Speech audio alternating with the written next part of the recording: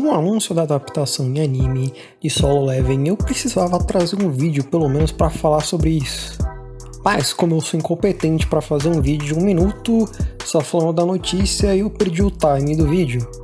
Então eu resolvi fazer algo um pouco mais elaborado para a gente conversar sobre a adaptação de Solo Leveling e o porquê você deve ficar esperto com esse anime. Mas bom, vamos por partes. Esse vídeo vai ser dividido em 2 partes, por assim dizer.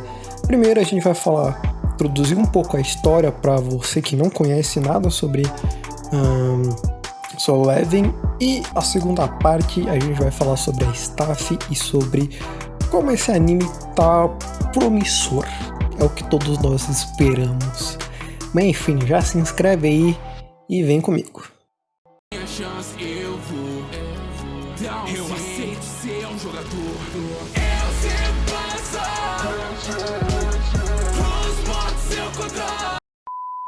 Bom, já que a gente vai falar sobre a história, já vou me adiantar que vai ter spoilers.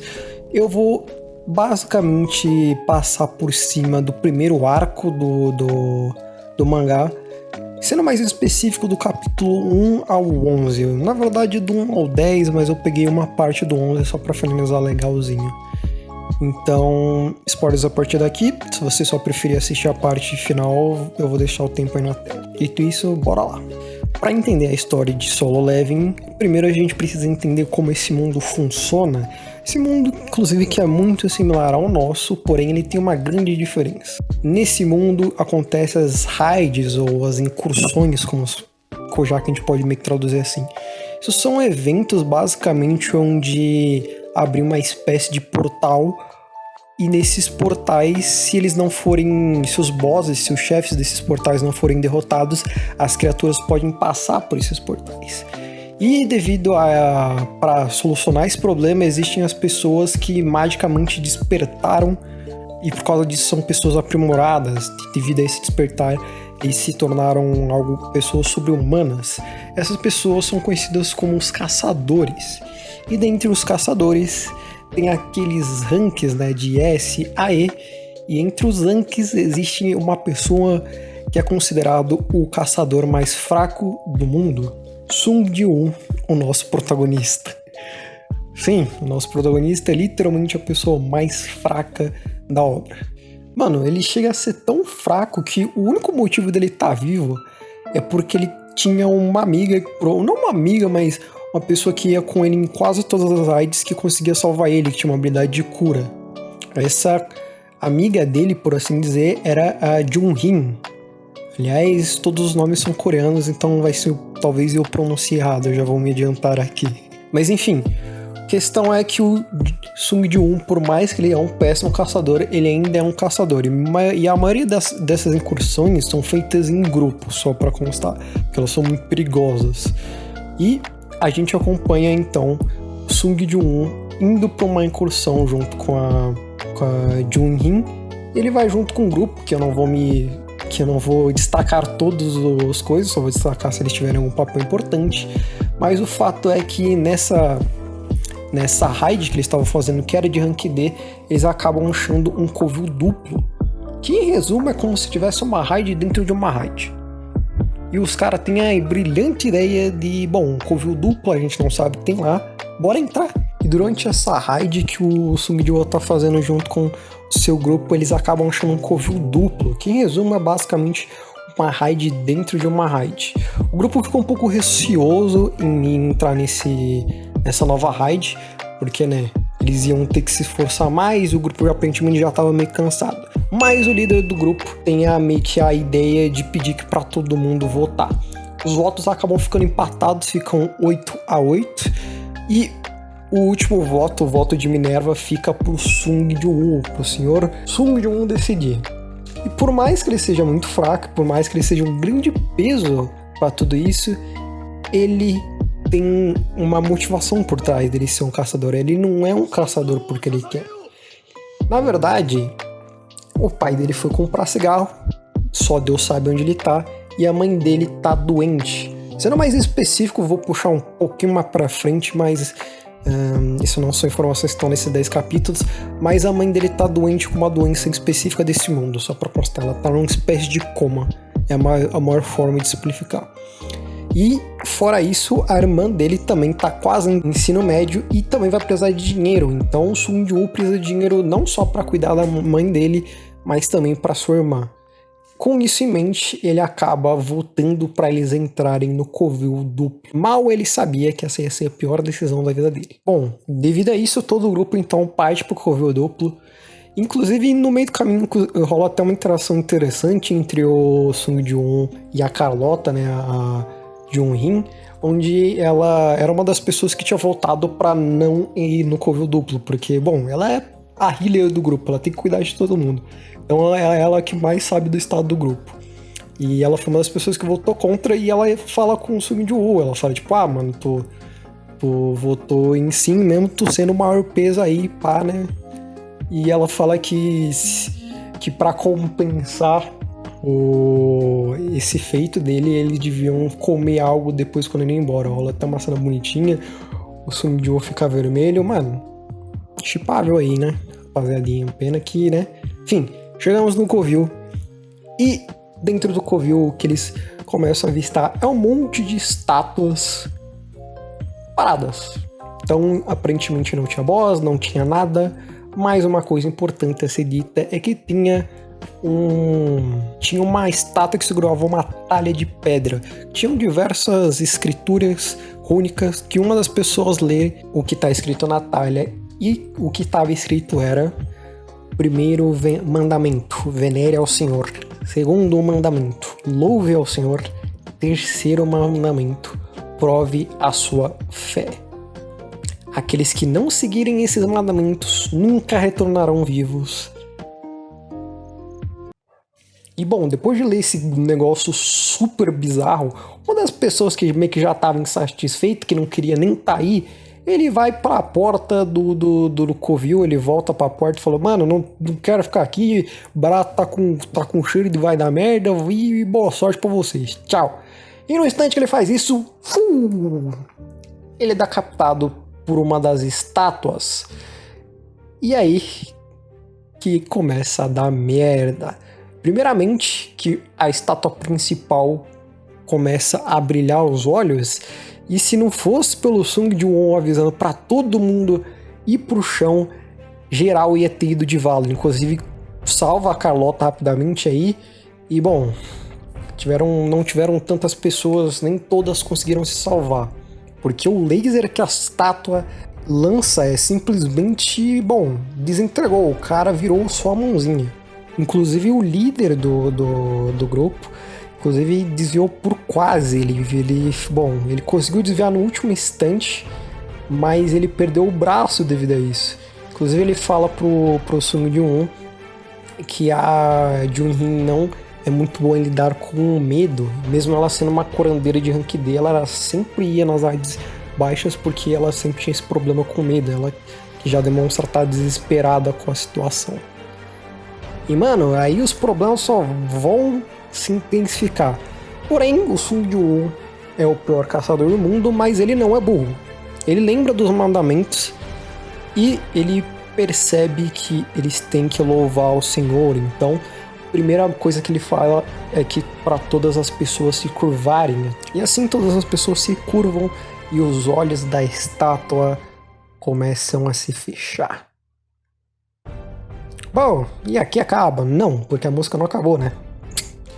Simplesmente a esperança que a rapaziada tinha vai-se embora quando a estátua se revela com um sorriso diabólico.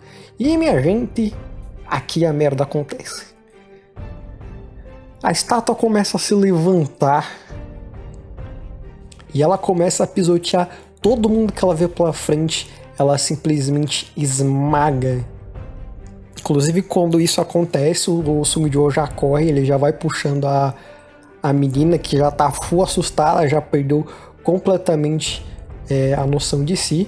E ele, inclusive, é uma cena bem interessante, por mais que ele é fraco, ele mesmo diz que não vai querer abandonar a Jun-Hin. O cara, mesmo sendo considerado o mais fraco do mundo, ele continua com com meio que uma ética, o que é muito legal vindo do personagem. Mas, bom, enquanto eles vão correndo, como eles estão numa sala fechada, eles eventualmente chegam nas extremidades, e as extremidades têm as estátuas.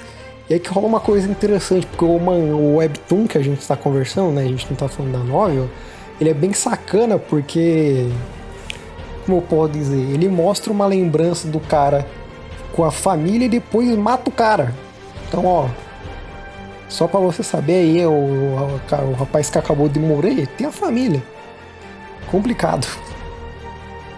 Porém, o Sung Joon já consegue, mano, novamente pensar nos mandamentos. O impressionante, o cara é considerado o pior caçador do mundo, mas aparentemente o caçador tudo é burro, porque os caras não pensam, né?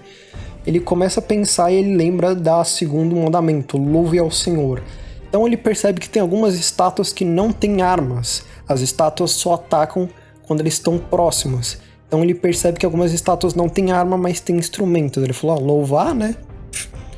Então ele fala para todas as pessoas irem para as estátuas com instrumentos. Uma das pessoas chega na estátua de instrumento e a estátua começa a tocar o instrumento. Porém, nem todos estavam salvos. O Sung Joon, em específico, ele chega numa estátua e a estátua não começa a tocar. E ele logo presume que é porque ele tá junto com a menina. Então, ele deixa ela lá e vai para outra estátua. Nisso, ele dá o corridão. Porém, já que a estátua estava perseguindo ele, ele acaba se equivocando na hora de ir na estátua e ele vai para uma estátua errada que o atinge com ataque letal. Mas, por um milagre, ele consegue chegar na estátua, salvando ele por esse instante. Mas o dano que ele tinha sofrido foi demais, tanto que ele perdeu a sua perna. A Junhin até tenta curar ele, porém ela no máximo poderia salvar a vida dele. A perna ela não conseguiria regenerar. Fora que, bom, ela já estava curando todo mundo há uma raid atrás e ela já estava completamente esgotada, que ela tenta curar e ela acaba me desferindo. A vantagem é que agora só falta o último mandamento. Provem a sua fé. E é aqui que as coisas começam a ficar de mal a pior. Primeiramente, o grupo começa a ficar um dos integrantes do grupo começa a ficar um pouco irritado com o fato de botar toda a culpa no líder, afinal, querendo ou não, foi ideia dele. Mas o Sung Joon discorda, afinal, todo mundo votou, tá ligado? Então, tipo, não tinha sentido isso. E é quando tudo isso essas discussões começam a acontecer, a estátua, ela simplesmente invoca uma espécie de altar. E nesse altar, todas as pessoas, todo o grupo se reúne. E quando todo o grupo se reúne, esse altar fica envolto em chamas normais, né? Chamas vermelhas, barra amarela, barra laranja e chamas azuis em volta. E quando essas chamas azuis começam a se acender, todas as estátuas começam a se mexer. Antes elas só atacavam se vocês se aproximavam delas, mas agora elas se mexiam. E o que é sobre esse último teste? Ele é simplesmente, como eu disse, provem a sua fé. Em resumo, eles não seriam atacados se eles ficassem próximos ao altar. E tudo ficaria bem se o contador das chamas azuis terminasse. O problema é que quanto mais gente ia embora, o contador ele ia... o contador vermelho ele ia se abaixando mais rápido. Em outras palavras, quanto mais pessoas irem embora, prejudicaria quem ficasse. Mas nem todas as pessoas podiam ir embora, senão o contador todo ia embora. Então, pelo menos uma pessoa teria que ficar. E bom, o desespero fala mais alto e a maioria das pessoas começam a ir embora.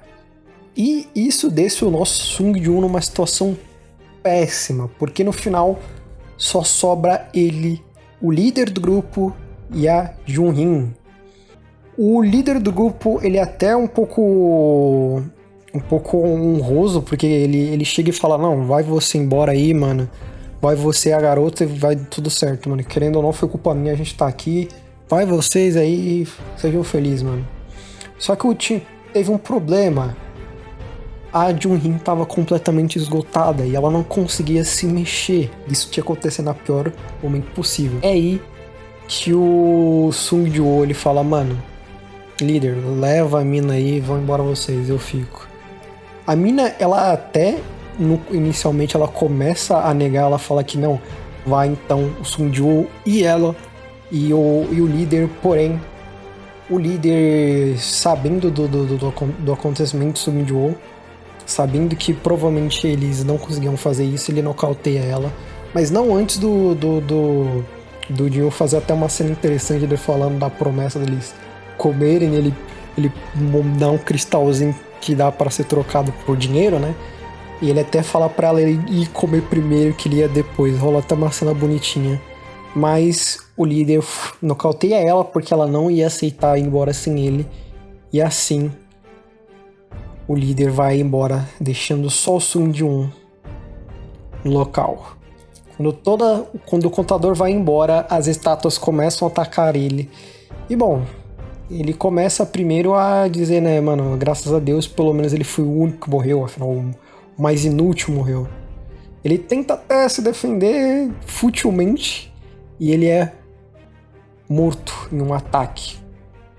Mas enquanto ele tá morrendo, ele começa a se arrepender. Ele fala que é uma mentira o fato dele não querer morrer.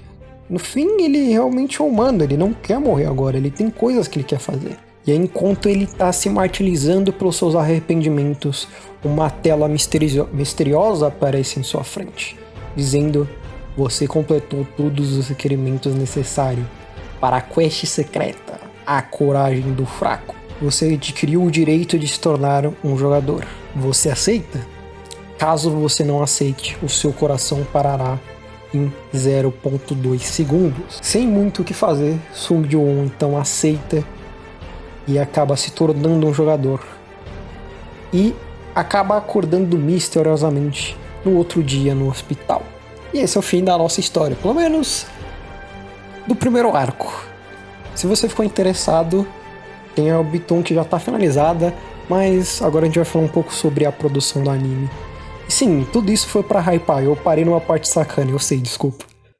Dito isso, agora vamos pra falar um pouco sobre a adaptação do anime. Minha chance, eu vou dar eu aceito ser um jogador. Eu se passa os modos eu controlo. Bom, vocês acabaram de ver a história, o começo, a introdução. Esse é basicamente o prólogo de todo o anime, né? Barra da Webtoon que a gente contou agora. E tudo isso é bem corriqueiro, por assim dizer. Solo Leveling é uma obra que não se preocupa tanto com o enredo, eu já vou adiantar. Ela se preocupa mais em alguns personagens específicos e em cenas de ação. Isso não tem nenhum problema, só para constar. Muitas obras se baseiam só em ação e fazem um trabalho muito bem feito. E é por isso que a gente espera muita coisa de Solo Leveling.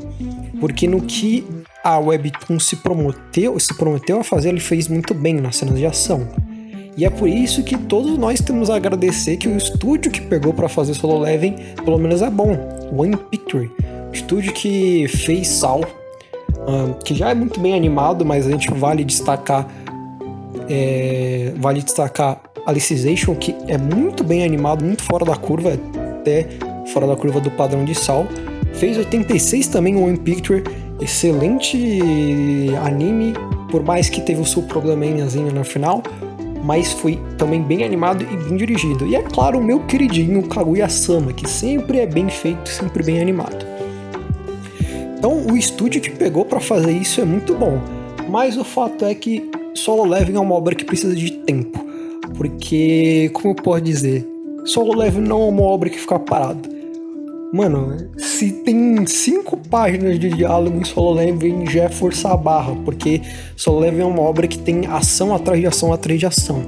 Então, é uma obra que precisa de tempo e, sinceramente falando, eu acho que a melhor forma de adaptar Solo Leveling seria dividindo ele em 2 core, né, que seria uma temporada dividida de 24 episódios, talvez, dividida entre 12 a 13 episódios.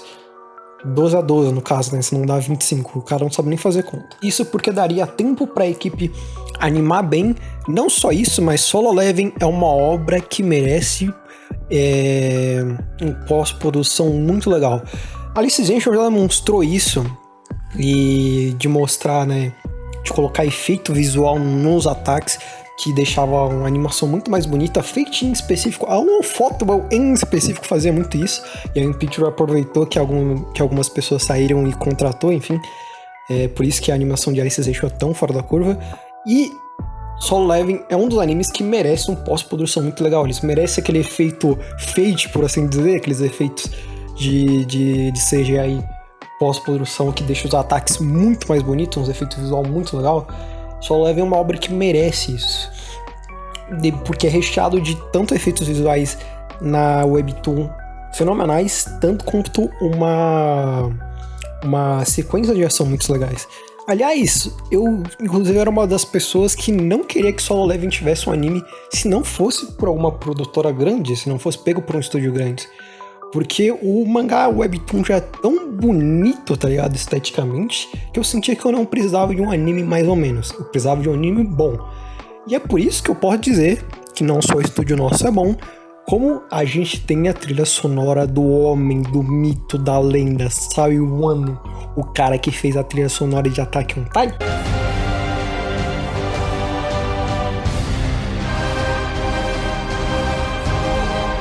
Tá ligado? Aquelas trilhas sonoras muito boas.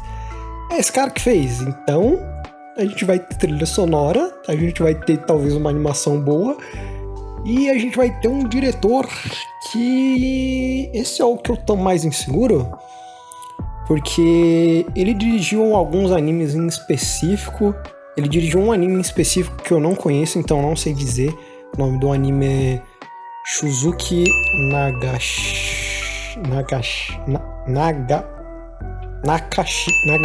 Eu não sei falar, mas enfim, tá aí na tela o anime, que é uma comédia romântica. Então ele não pegou animes de ação.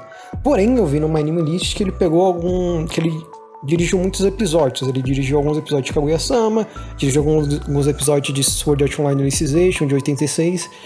Então é o primeiro projeto de ação grande que ele tá pegando. Então a gente tem que ver como ele vai sair.